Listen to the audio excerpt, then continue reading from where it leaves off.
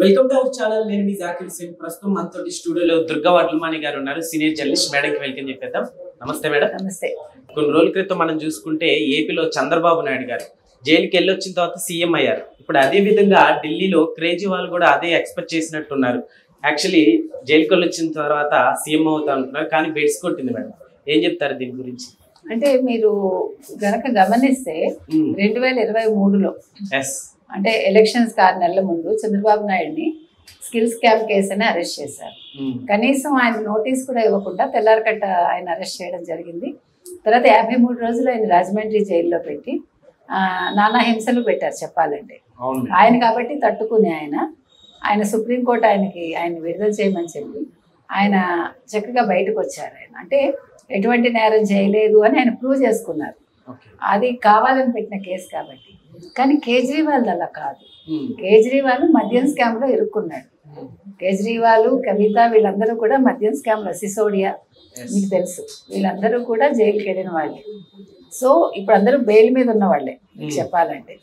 ఆ కేసు కొట్టేయలేదు వాళ్ళ మీద, వాళ్ళేమీ తప్పు చేయలేదు అని చెప్పి వాళ్ళేమీ బయటికి రాలేదు. కాబట్టి ఇప్పుడు కేజ్రీవాల్ ఏమనుకున్నాడు, ప్రజలు నన్ను మళ్ళీ ఆదరిస్తారు, నేను మళ్ళీ ముఖ్యమంత్రిని అవుతాను అని అనుకుంటున్నాను. ఇది సెంటిమెంట్ కాదు, అక్కడ సెంటిమెంట్, ఇక్కడ ఇది వాళ్ళది. మధ్యంలో వాళ్ళు ఇరుక్కున్నారు కాబట్టి, కుంభకోణంలో ఇరుక్కున్నారు కాబట్టి ఇక్కడ సెంటిమెంట్ ఏ రకంగానూ వర్కౌట్ అవ్వదు. ఇంకొక ఘోరమైన విషయం ఏంటంటే, మనం చూసుకుంటే కనుకైతే వీళ్ళ కేజ్రీవాల్ ఓడిపోయాడు, సిసోడియా ఓడిపోయాడు.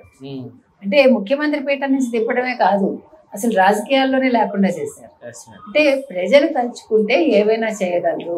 ప్రజలు ఇంకా కొంచెం విలువలకి, అంటే వాళ్ళు ఇచ్చే నిజాయితీకి ఇంకా వాళ్ళు పట్టం కడుతున్నారు అనే దానికి ఈ ఎన్నికలు ఒక తార్కాణం. ఇవాళ ఢిల్లీలో ఏవైతే ఎన్నికలు జరిగాయో, ఏదైతే బీజేపీ ఇన్ని సీట్లు తెచ్చుకుందో, ఏదైతే ఆప్ ఓడిపోయిందో, దీనికి కారణం పూర్తిగా కేజ్రీవాల్ అహంకారమే. కేజ్రీవాల్ చేసిన స్కామ్సే.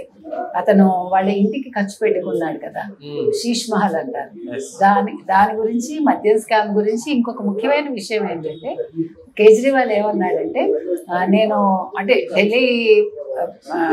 ఢిల్లీకి ఆయన ముఖ్యమంత్రి కదా, సో మా ప్రభుత్వానికి బీజేపీ అండగా లేదు, బీజేపీ మాకు ఏమీ చేయనివ్వట్లేదు, మేము అభివృద్ధి చేయలేకపోతున్నాము అంటూ చెప్పుకొచ్చాడు. సో ప్రజలకి బాగా ఏమర్థమైందంటే, సో కేజ్రీవాల్ వేస్ట్, కేజ్రీవాల్ వల్ల ఏమీ జరగదు పనులు, మనకి మంచినీళ్ళు లేవు, కాలుష్య నివారణ లేదు, ఇట్లా చాలా అంశాలు ఉన్నాయి. అంటే కేజ్రీవాల్ ఇవాళ వెళ్ళిపోవడానికి సో ఇవేవి ఈయన చేయలేడు. కాబట్టి డబుల్ ఇంజిన్ సర్కార్కి మనం ఓటేస్తే బీజేపీ మనని బాగా చూసుకుంటుంది అని ప్రజలకు బాగా అర్థమైంది. సో దీనికి కారణం కేజ్రీవాల్ చేతిలా చేసుకున్నాడు ఈ రకంగా. ఒకటి. రెండోది, స్కామ్ అనేది చిన్న విషయం కాదు కదా.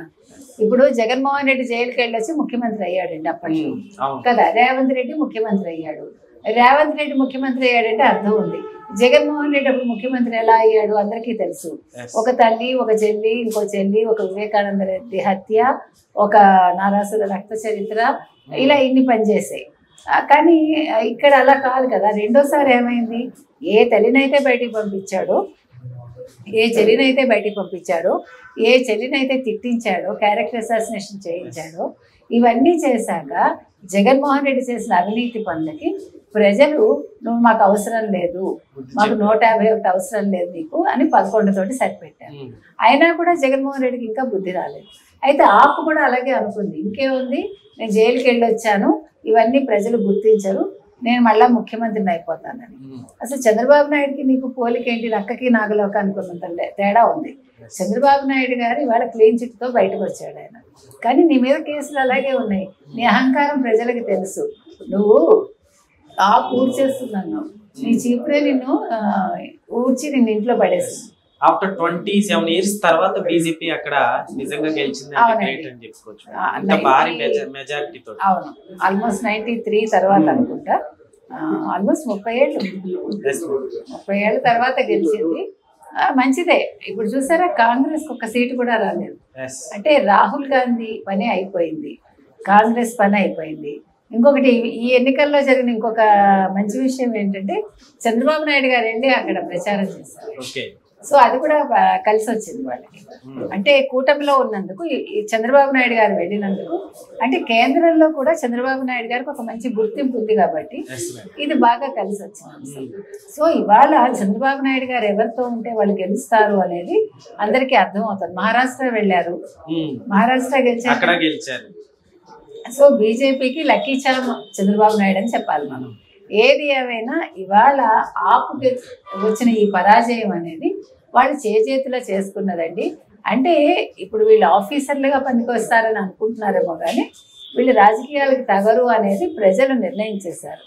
సో నువ్వు ఏ ఉద్యోగం చేస్తే ఏంటి, నీకు నిజాయితీ లేనప్పుడు, ఎందుకంటే చాలా బాగా చేస్తాడు, వాళ్ళ గుర్తే చీపురు కాబట్టి అవినీతిని అంతం చేస్తాడు, ఈయన చాలా ఢిల్లీని చాలా పరిశుభ్రంగా ఉంచుతాడు, అంటే అవినీతి రహిత రాష్ట్రంగా ఉంచుతాడని అనుకుంటే ఆయనే అవినీతి బురదలో కూరుకుపోతే ఇంకేంటంటే పార్టీ ఇవాళ అసలు నీకు డిపాజిట్ కూడా దక్కకుండా చేశారు. ఇంకెంతకంట అసలు కేజ్రీవాల్కి ఇంకేంటి చెప్పండి. నిన్న కూడా ఏదో వాగాడు కదా, బీజేపీ ఎలక్షన్ కమిషన్ని అంతా కూడా ఇది చేసింది, అతనికి ఏదో పదవిని ఇస్తానని ఆశ పెట్టింది, దాని మీద ఇవాళ సిబిఐ నోటీసులు ఇచ్చింది అందరికి. అంటే మనం ఎందుకు చెప్తున్నామంటే నువ్వు గెలవాలనుకుంటే సవ్యంగా గెలు, కానీ లేనిపోని నిందలు వేయటం వల్ల కలిసి వచ్చేది నీకు కాదు, అది అపోజిషన్ లో ఉండే వాళ్ళకే కలిసి వస్తుంది. ఇక్కడ ఏపీలో చూసుకుంటే జగన్మోహన్ రెడ్డి గారికి పట్టిన గతే నెక్స్ట్ ఆయనకు కూడా అంతకంటే ఘోరంగా, అంతకంటే ఘోరం అంటారా? ఎందుకంటే ఇవాళ జగన్మోహన్ రెడ్డి కనీసం 11 సీట్లు తెచ్చుకున్నాడు, వాళ్ళు 22 తెచ్చుకున్నారులేండి, కానీ జగన్మోహన్ రెడ్డి వ్యక్తిగతంగా ఓడిపోలేదు. వేరేజ్ కేజ్రీవాల్ వ్యక్తిగతంగా కూడా ఓడిపోయాడు. కాబట్టి ఆయన ఎవరితోటి పోల్చుకోవడానికి లేదు, ఆయన రాజకీయ జీవితం ఒక రకంగా అంతమైపోయినట్టే. ఇప్పుడు భవిష్యత్తు అంటే ఇక పార్టీ ఉంటుందంటారా? అంటే 22 సీట్లు వచ్చాయి కాబట్టి నడుస్తుంది. ఆవిడ అదిశీన ఆవిడెవరు, ఆవిడ నెగ్గింది, ఆవిడ ఏదో మొత్తానికి చావు తప్పి కన్నులొట్టపోయినట్టు మొత్తానికి గెలిచారు కాబట్టి కొన ఊపిరితో పార్టీ అయితే ఉంటుంది. సో ఇప్పుడు బీజేపీ వాళ్ళని వాళ్ళు ప్రూవ్ చేసుకుంటే ఖచ్చితంగా మళ్ళీ ఆపు లేవకుండా చేయాలి నెక్స్ట్. ఇప్పుడు బీజేపీ చేతుల్లో అది వాళ్ళు ఆలోచించుకోవాల్సిందే. Okay madam, thank you.